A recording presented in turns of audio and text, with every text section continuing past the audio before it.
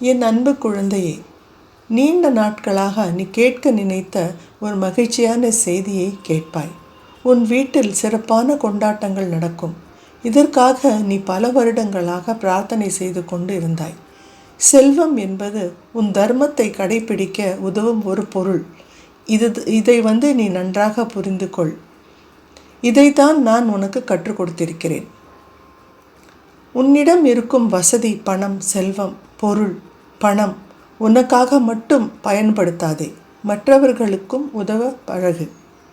விரைவில் வர்ணங்கள் பண்டிகை, அதாவது ஹோலி பண்டிகை வர இருக்கிறது.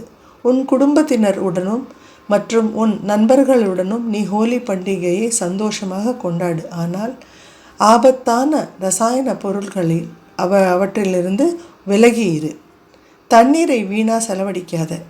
உன் ஷிரடி பயணத்திற்காக ஏற்பாடுகள் நான் செய்து கொண்டிருக்கிறேன். கவலைப்படாதே, மகிழ்ச்சியுடன் இரு. என் ஆசீர்வாதம் எப்போதும் உன்னுடன் இருக்கு.